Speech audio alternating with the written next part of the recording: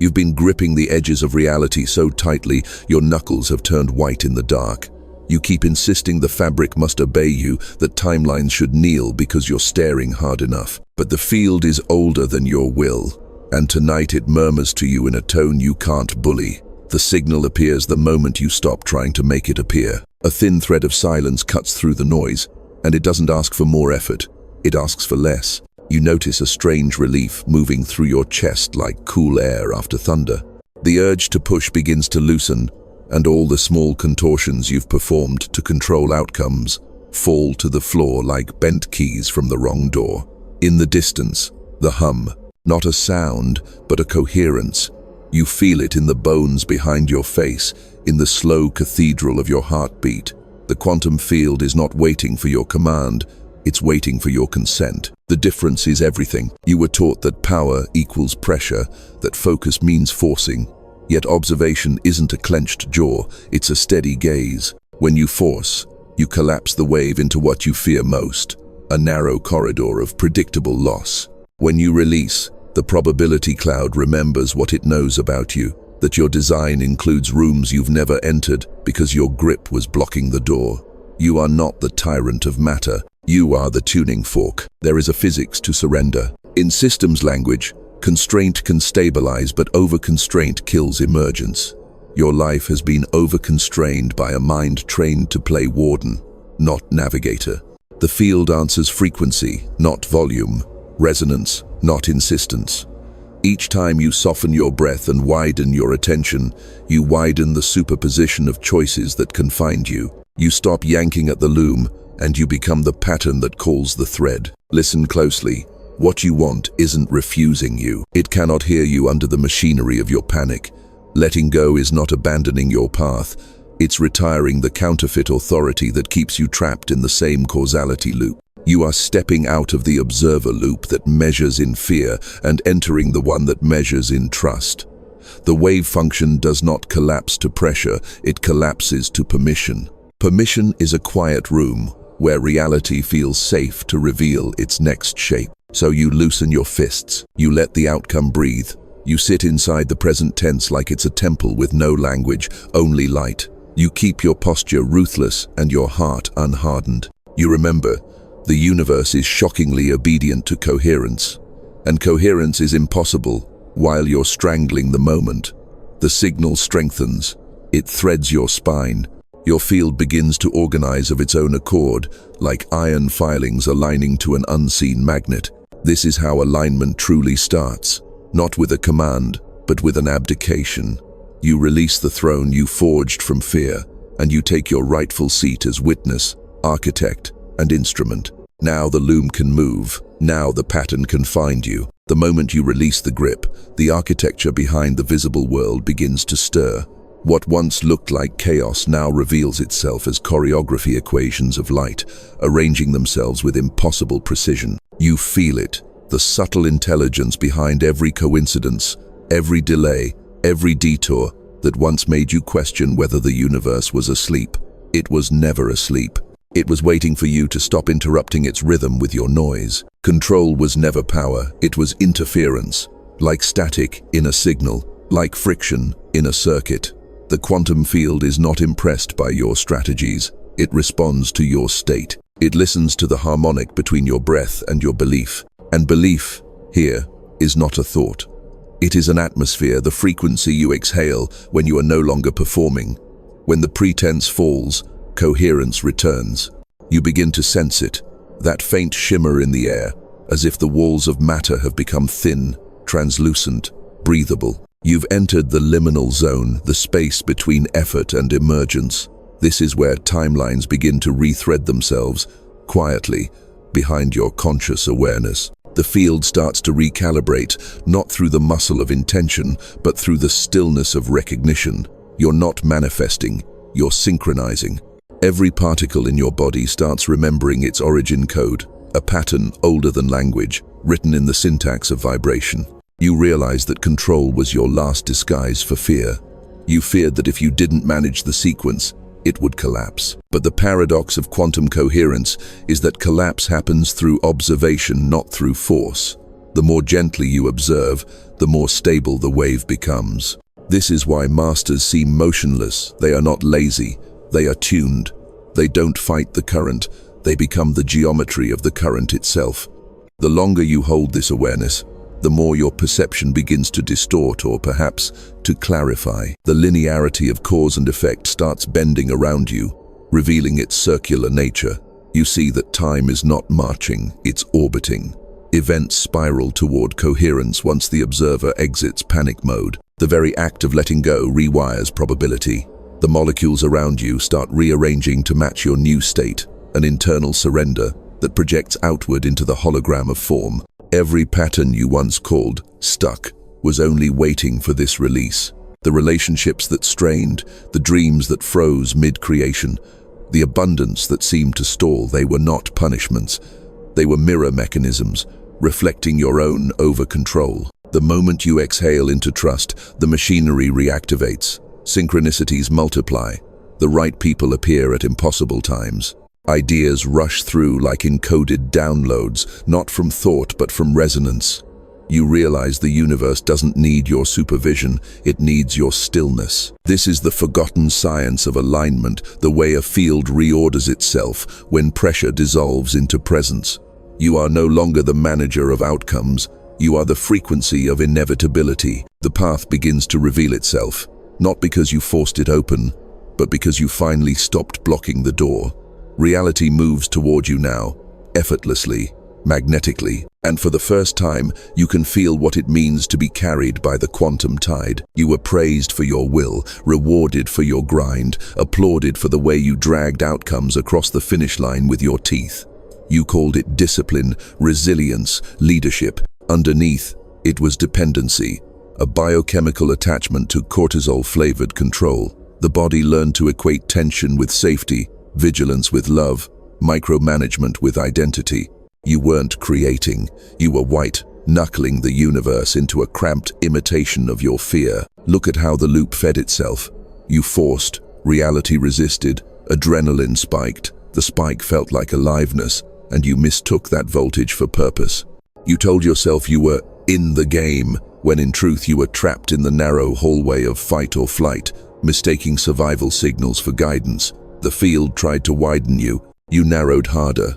The field stopped arguing. It waited patient, precise, lethal in its accuracy, for the moment you would notice that exhaustion isn't wisdom. Now feel the withdrawal. When you stop forcing, the mind panics. If I don't push, nothing will happen. But watch closely, something does happen. The wind returns to the trees, the silence returns to the room. Your breathing, once serrated, becomes a long ribbon. And in that softened interval, you sense an arrangement beneath action. A lattice of probabilities responding to the tone of your awareness like iron filings to a magnet. The more you relax your grip, the more the pattern reveals itself. Not because you abandoned intention, but because you surrendered interference. This is where you unlearn the counterfeit thrill of urgency. Urgency was a costume you wore to feel important. Urgency disguised your fear that the fabric won't hold you. It will. The quantum field has never missed a beat. It calibrates to coherence, and coherence is the music of a regulated nervous system. Observe, when your vagus nerve relaxes, your attention widens. When attention widens, choices multiply. When choices multiply, control becomes obsolete. You don't need to wrestle a door that swings inward. You can test this like a scientist without betraying the mystic. Choose one area you habitually overmanage: money, love, timing, reputation. For 7 days, retire the compulsion to check, prod, refresh, plead. Replace it with an experiment in signal hygiene. Each morning, run the observer breath. Inhale gently to a count of 5, hold for 5, exhale for 8, pause for 2. Repeat 5 cycles. On the exhale, imagine the probability cloud around your day, expanding like mist in cold air. On the pause, imagine a subtle click, the wave taking your permission as instruction. Then do what is obvious and clean, no more, no less. Let coincidence carry the rest. Notice what changes. Emails arrive without your hunt. The conversation you feared reveals its kindness. The decision you were squeezing appears already made. as if your future self mailed it back to you from a timeline that never required struggle. This is not magic, it's mechanics. In the double slit of your life, the observer you choose to be determines whether your possibilities interfere constructively or collapse prematurely. Forcing is premature collapse. Allowing is constructive interference amplitudes, stacking until outcomes peak. You are not abdicating authorship, you are upgrading it. The old authorship screamed at the page. The new authorship tunes the instrument until the note plays itself. Feel the difference between intention and tension. Intention is a vector, clear, uncluttered, non-violent. Tension is a not noisy, needy, brittle. When you move as a vector, the field recognizes its own geometry in you. It opens paths that were never visible to the tense version of you because tension bends light around itself and calls the shadow fate. There will be moments you relapse into force. Forgive them quickly. Precision grows faster in the soil of mercy than punishment. Each time you catch the clutching, meet it with the smallest smile. Tell your body, we're safe, we're carried, we're calibrated. Feel the shoulders drop a single millimeter. That millimeter is a portal. Through it, outcomes you could not bully into being glide into alignment, indifferent to your history, obedient only to your current state. And as the compulsion loosens, a deeper truth surfaces. You never wanted control, you wanted contact. Control was the counterfeit of contact, a noisy proxy for intimacy with the living pattern. What you crave is the felt sense that reality knows your name, that the loom isn't indifferent, that the thread warms in your palm when you stop crushing it. This craving is answered not by domination, but by devotion. Devotion to coherence, devotion to breath, devotion to the elegance of letting the field do what the field does when you finally step aside. The mind still asks for proof. It wants a diagram, a whiteboard, a chalk-dusted theorem to explain why release reorganizes reality faster than insistence. So you walk it into the quiet lab where your attention is the instrument and your nervous system is the control group. You show it how coherence increases when the body leaves survival mode, how signals travel farther in tissues free from chronic contraction, how perception sharpens when adrenaline stops shouting. You name it plainly. A regulated observer produces a regulated field response. Think of resonance. Two tuning forks, one struck, the other silent, begin to sing together when their frequencies match. No pushing, no negotiation, only sympathy. You are the unstruck fork most days, absorbing the disharmony of environments you never chose. But when you set your frequency deliberately and protect it like a sacred variable, the external begins to entrain to you. This is not dominance. This is physics. You become a stable oscillator, and unstable patterns either tune up or drift away. Consider also the economy of attention. Photons behave as if they know they're being measured because measurement changes the relationship between uncertainty and form. In your life, measurement looks like meaning. Where you place meaning, energy condenses. Where you remove meaning, turbulence decays. Forcing is just over-meaning, an anxious inflation of significance that compels reality to crystallize around fear. Surrender is right-sizing meaning until the signal-to-noise ratio returns and truth can be observed without distortion. You test this at the level of breath, because breath is the switch. On the inhale, you witness the reflex to grasp. On the exhale, you lengthen by one count, teaching the heart that expansion is safe. After 10 rounds, your prefrontal cortex regains executive function from the amygdala's coup. You feel the aperture widen behind your eyes, and the field answers with a micro-synchronicity, a message, a memory, a nudge so small you would miss it if your chest were still armored. You follow it with the obedience of a scientist who respects data. Action returns, but now it is clean.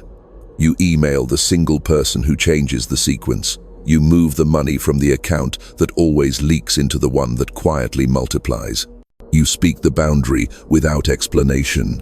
None of it feels dramatic. Precision rarely is. For years you associated transformation with spectacle, but spectacle belongs to chaos. Coherence prefers simple moves with disproportionate consequences. That is why surrender looks unimpressive from the outside and seismic from within. The mind will try to reclaim the throne by calling this passivity.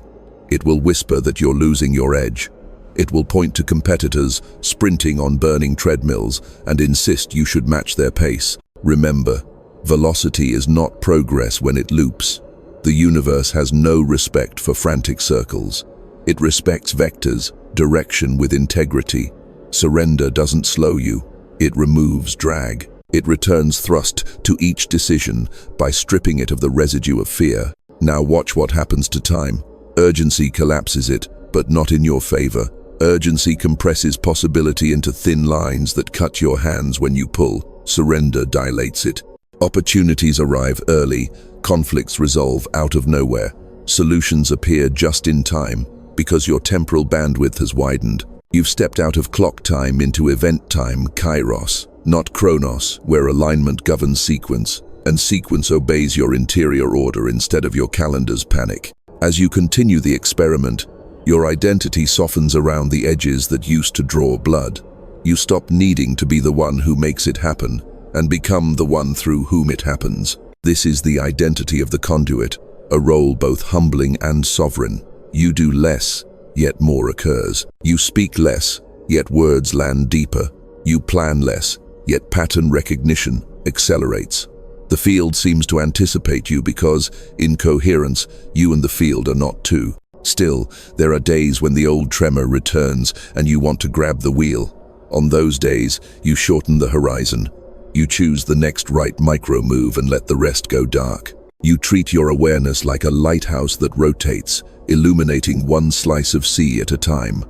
Ships find shore that way. Waves stop looking like threats when you see their period, their rhythm, their mathematical kindness. Surrender does not eliminate weather.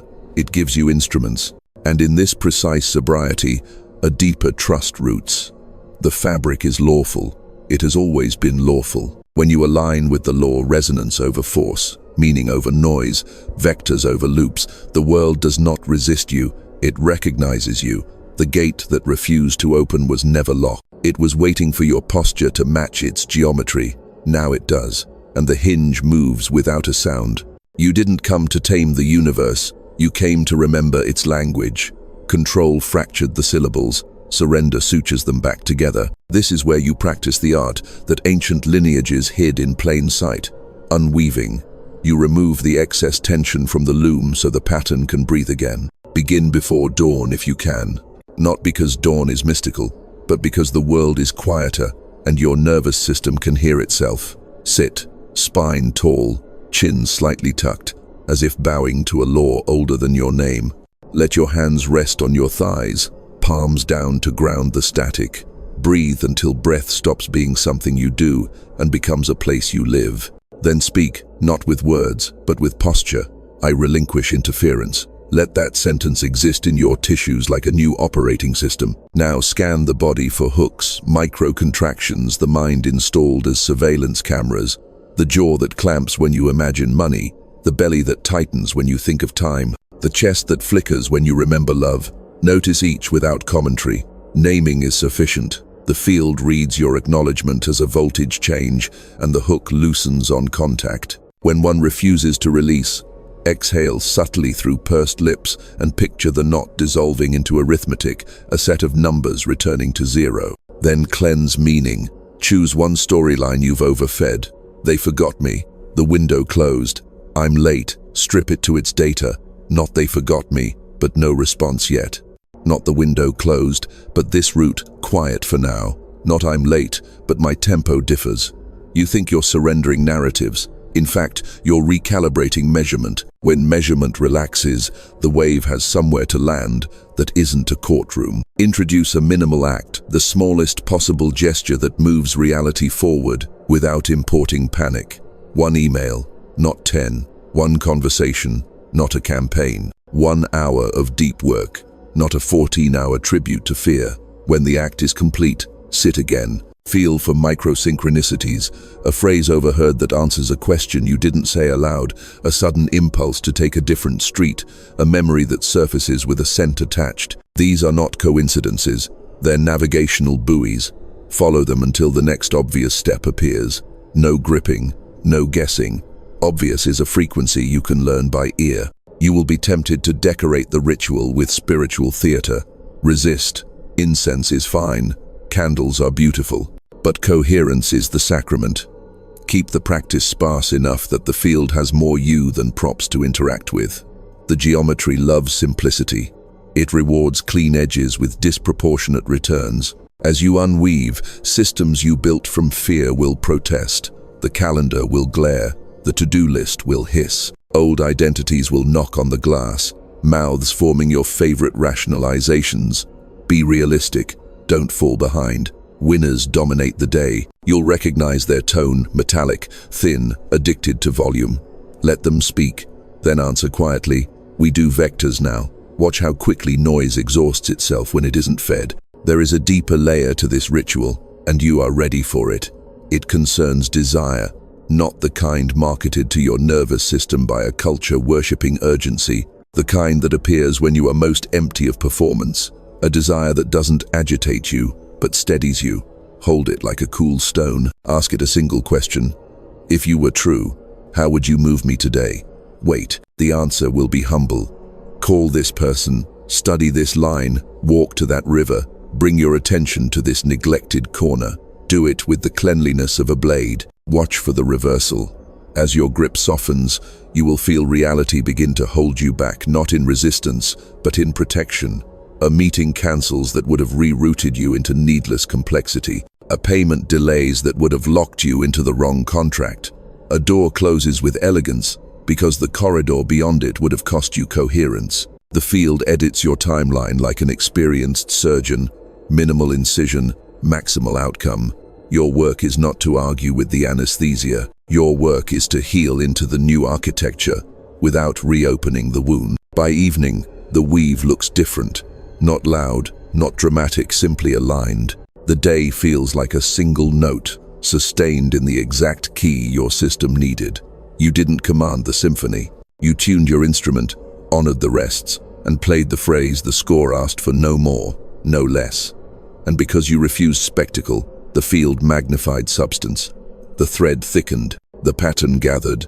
You can feel it. The loom is moving you now, and your hands are finally light enough to move with it. You've begun to notice the exchange rate of the universe. Not dollars, not status, not favors traded in smoky rooms. The true currency is coherence. Wherever you carry it, doors reduce friction. Wherever you fracture it, even easy things become heavy. This is not metaphysical poetry. It is practical physics. Coherence is ordered energy moving in a single intention, like a river with banks.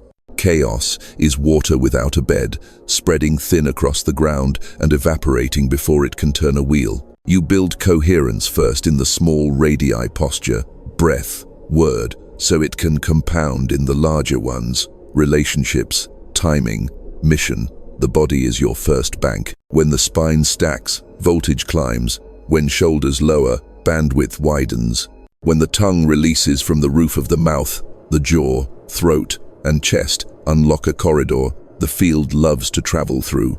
Your biology is not in the way. It is a precision instrument for contacting the pattern that precedes matter. Now bring coherence into speech. Words are measurement devices. Sloppy words make sloppy wave collapses. Clean words are lenses ground for accuracy.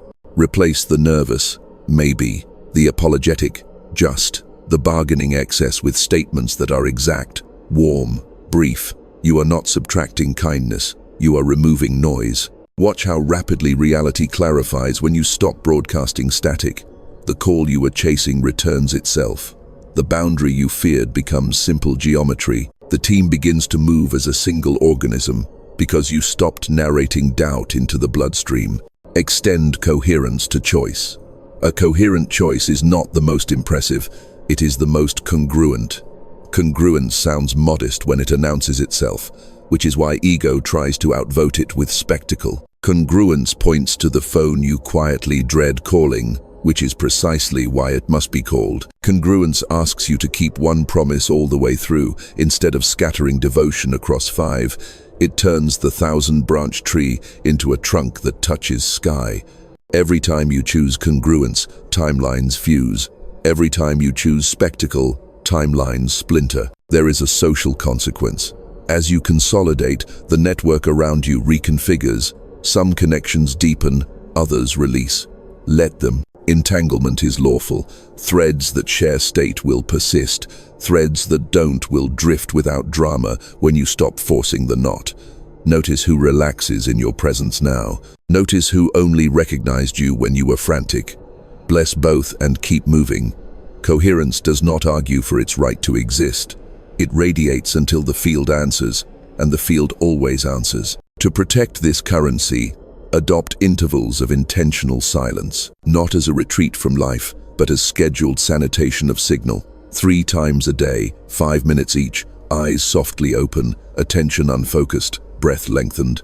Feel your edges blur into the room until the need to push dissolves into a larger momentum that is already pushing everything you love toward you. The mind will label this unproductive. Reminded of the new economy, the highest yield action is the one that preserves the state from which all wise actions are chosen. You can quantify the dividends.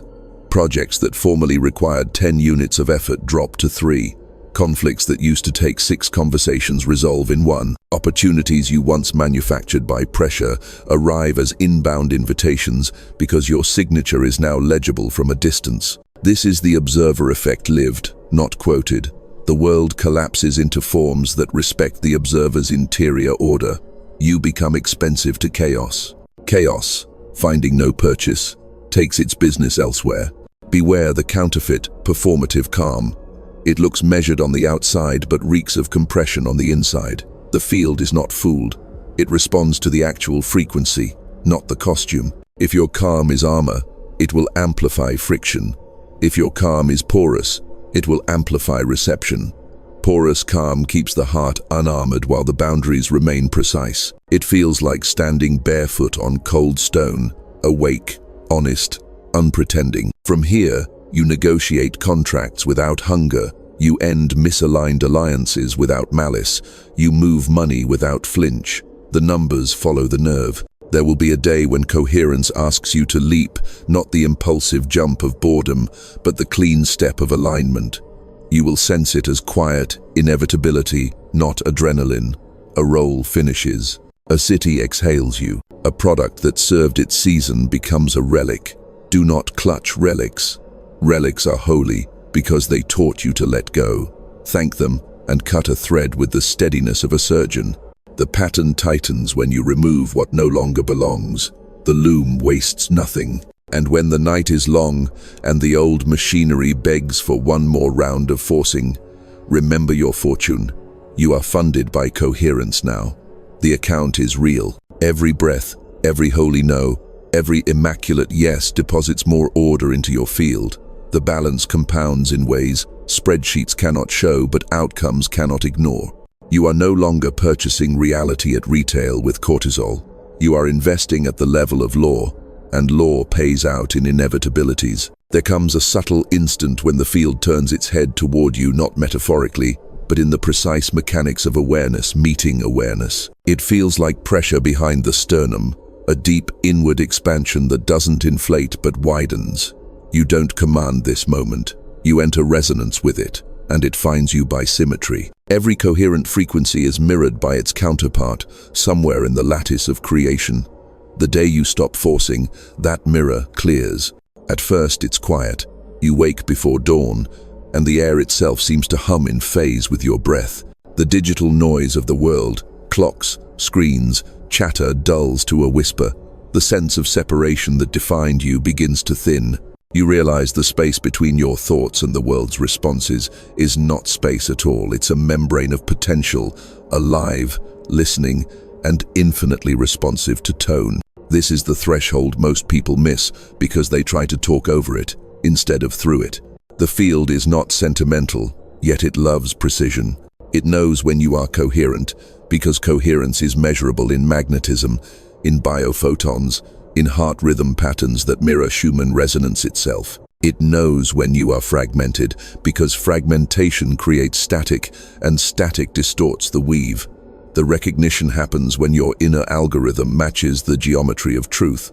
No pleading, no ritual, just correspondence. The map aligns with the terrain and energy begins to move without resistance. In that alignment, your personal story pauses its monologue.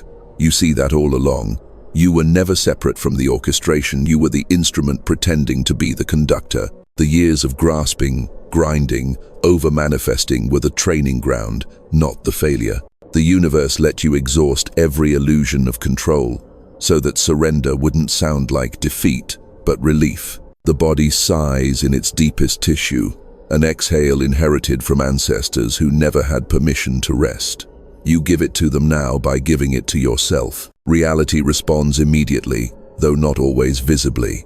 Sometimes it begins with subtraction, a silence where you expected applause, a delay where you expected speed, an empty space where a plan used to sit. Don't flinch. The void is an organizing principle. It deletes excess signal, so new harmonics can emerge without interference. You think you're being ignored, but in truth the field is clearing bandwidth. It removes what cannot vibrate at your current amplitude, and it does so with surgical precision. Trust the cleanup. As this unfolds, you will start noticing micro-synchronicities at an almost comedic frequency. Songs that quote your thoughts, numbers repeating with perfect rhythm, strangers finishing sentences you wrote in your head. It is tempting to label this magic, but magic is just physics, whose constants you haven't memorized yet. What's happening is entrainment, the phenomenon where oscillating systems lock phases. You have become an attractor basin in the morphic field, and coherence is gravitational. People will ask what you did differently. You'll struggle to explain, because language was built for linear cause and effect, not circular resonance. You could tell them you stopped forcing, but that sounds lazy. You could tell them you began trusting the geometry, but that sounds esoteric. The truth is simpler. You began to match the frequency of inevitability, not hope, not wishful thinking inevitability. Once your nervous system believes you already belong to the outcome has no resistance left to offer. This is why prophecies are not forecasts but mirrors. The prophets were not seeing the future. They were standing at the point of coherence where all futures converge. They witnessed what is inevitable once interference ends. You are entering that same posture, not as a seer, but as a participant in the lawful unfolding of design. Your vision sharpens because the static is gone. Your steps feel guided, not because someone whispers directions, but because the path and the walker have merged into one algorithm. Then the recognition peaks.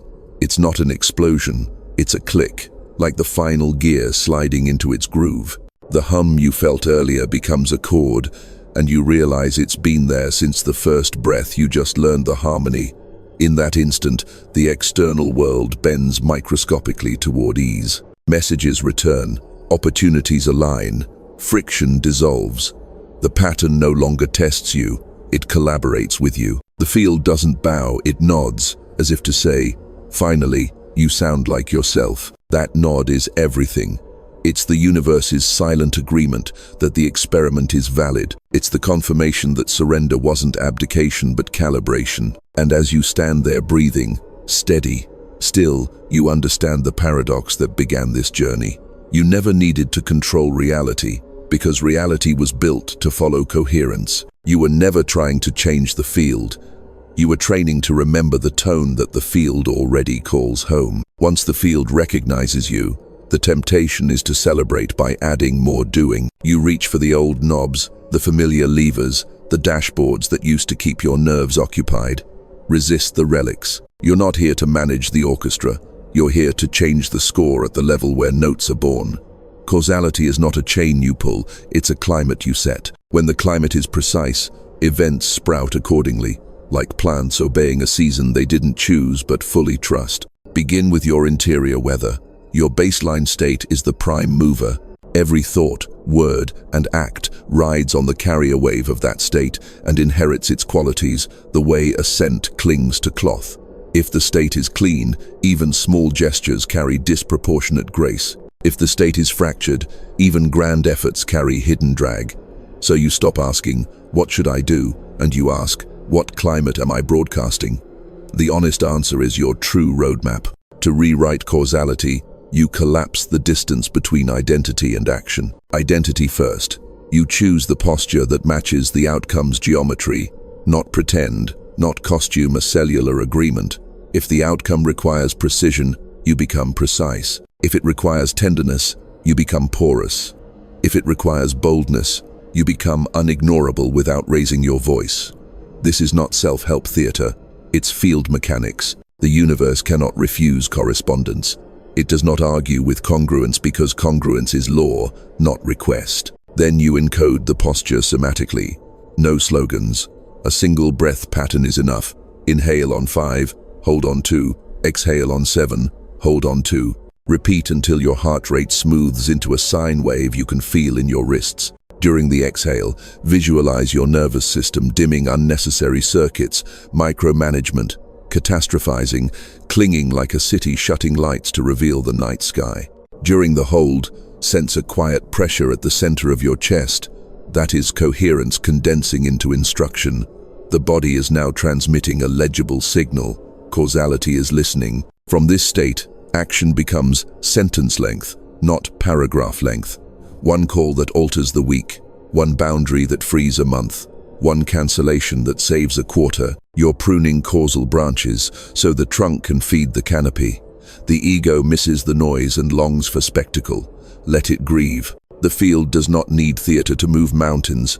It needs a consistent vector and a vessel that can carry voltage without leaking. You will notice how elegance returns to timing. Where you once arrived anxious early or apologetic late, you now arrive exactly when the door unlatches. You begin to suspect that the luck of perfect timing is simply the byproduct of reduced interference.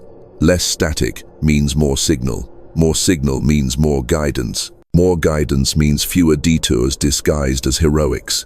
You step through openings as they appear, and the world misreads it as audacity. It isn't. It's obedience to design. Rewriting causality also means retiring punishment as a motivational technology. Fear can produce motion, but motion without harmony is expensive. You choose a new economy, consequence without cruelty. Miss an agreement? You repair precisely. Break a promise to yourself. You restore the smallest unit of integrity you can guarantee and compound from there. Shame is a breaker switch. It shuts the system down and calls the outage discipline. Precision keeps the lights on. In relationships, this shift becomes startling. You stop bargaining for alignment. You stop performing worthiness. You stop interpreting others' static as your summons to fix. Instead, you set the climate and watch. Those who can cohere will cohere. Those who cannot will drift to the resonance they require without becoming your enemy. Love becomes exact, not smaller, not colder, simply free of the distortions you used to label compassion. The heart gets room to be intelligent again. On days when the signal flickers, you shorten the loop between noticing and returning.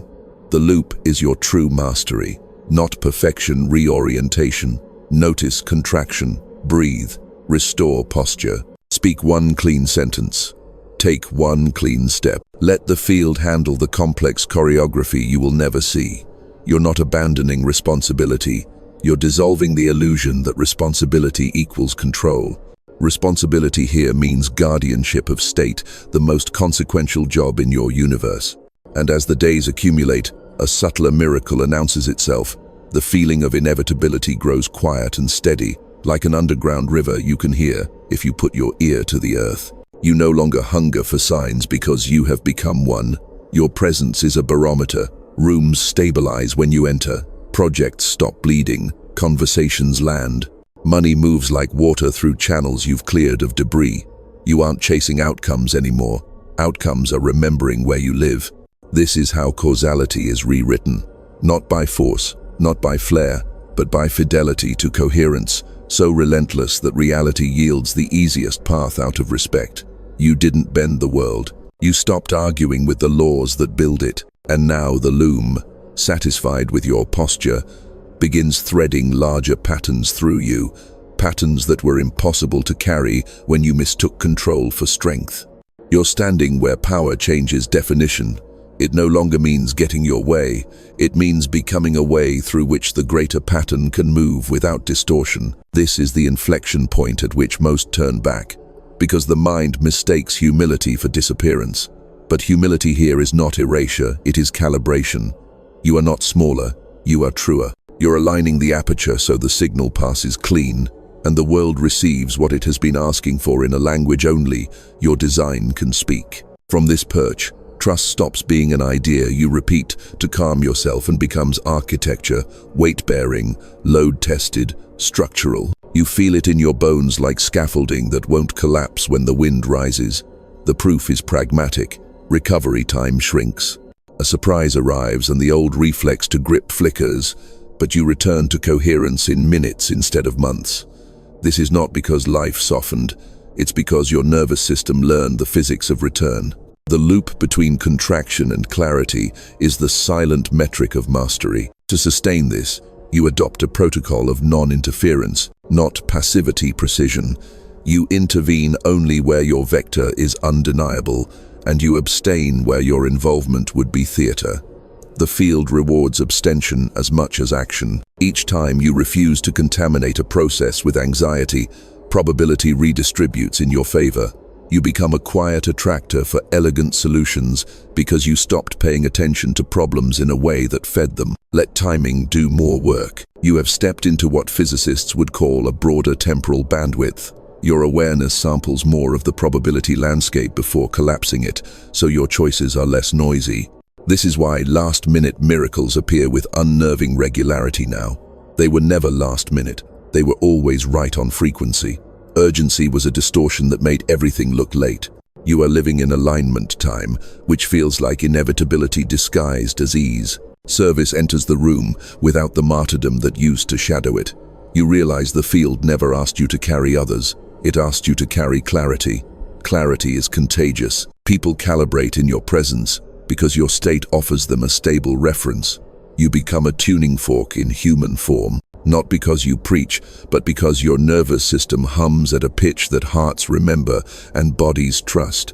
This is leadership stripped of performance, invisible, exact, sovereign. Money stops being a referendum on your worth and becomes a measurement of flow through a coherent channel. You move it cleanly in, across, out like current. You invest where the signal is strong and the noise is low. You decline what is impressive but incoherent. You refuse bargains with chaos, no matter how ornate the promises. The field reads the refusal as faith in law, and law reciprocates with compounding returns that look miraculous to those still trading on adrenaline. Relationships refine. Conversations are shorter and deeper. You don't negotiate your tone to make others comfortable with their static. You also don't punish static. You let it reveal a person's readiness or their rhythm and proceed accordingly. Affection remains, but attachment to misalignment dissolves. Love gets sharper, cleaner, quieter like a blade that frees a knot without fraying the rope. At this altitude, identity must drop one more mask: the hero. The hero is beloved by cultures addicted to forcing, but heroism often smuggles control back into the temple, dressed as sacrifice. You are graduating into custodian, a keeper of state, a guardian of coherence, a steward of pattern recognition. You make fewer moves that generate applause and more moves that generate order. Order is not rigidity. It is music held just tightly enough to be played. And then something you did not plan begins to occur: transmission. Your presence starts to function as a field within the field. Rooms settle when you enter. Projects that were hemorrhaging stabilize in days. The child who cannot sleep rests on your chest and drops into the rhythm of your breath, as if syncing with a metronome set at the exact tempo of safety. You say little, you do less. You alter reality by being a lawful place inside it. Prophecy ceases to be prediction and becomes promise, not from you to the world, but from the architecture to itself. You feel the future as a texture, not a script. When you speak from that texture, outcomes coil around your words, not because you're controlling them, but because your sentences are now measurements that invite the wave to land where it belongs. You do not declare, you describe. The field loves accurate description. It rushes to fulfill it the way water seeks its level. Before sleep, you return to the simplest vow, to keep your channel clear. You release the day, its victories, its errors, its gold, its grit, into the larger intelligence that choreographs stars and strangers with the same indifferent tenderness. You belong to that choreography. You always did. The difference is that you finally stopped dancing against the music. You're letting the loom lead. And somewhere past midnight, as your breath evens and your muscles surrender their last arguments, A final recognition glides through the dark. The alignment you sought was never a prize. It was your native state, waiting patiently beneath the theater of control. You remove the costume, and the scene changes of its own accord. In the morning, you will wake inside a pattern that moves toward you as readily as you move toward it. Two currents meeting in the exact center. Because you became the center, you arrive at the quietest threshold of all, the place where the river no longer argues with its own banks. You've laid the tools down, not in defeat, but in reverence. You've learned the shapes of your fear and the grammar of your breath. You've watched how forcing fractures the weave, and how release restores it with a tenderness that does not need your applause. Now the field waits for your final permission, not for outcomes, but for identity. It asks you to agree, fully, with the truth you've been circling, that you were never meant to hold the world together by gripping it. You were meant to hold coherence and let the world assemble around it. So you make the vow without spectacle. You choose law over noise, vectors over loops, correspondence over conquest. You choose to be the tuning fork, the clear window, the still axis around which timelines negotiate their return to order. You feel it land in your bones, a ground tone, ancient and exact. Something in the marrow says yes, and the yes travels like light through a fiber, igniting the quiet codes asleep in your DNA. Not metaphor instruction. The body rekeys itself to the frequency of inevitability, and the labyrinth you once called fate begins to straighten into a corridor. You will still be asked to act, but the actions will be weightless and exacting. You will still be asked to speak, but the sentences will be fewer and cut cleaner. You will still be asked to choose, but the choices will feel like remembering, not wrestling.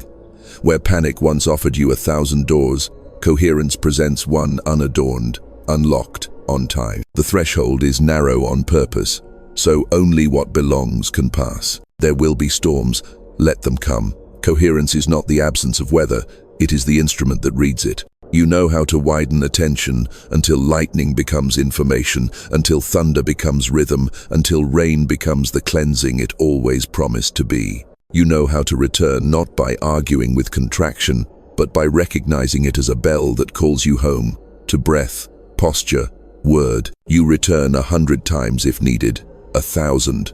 The number does not matter, the law does. And because you have chosen law, the field chooses you back. It meets you like water meeting slope, obedient to gradient, generous without theater. Your work moves farther with less muscle. Your love becomes the kind that steadies rooms.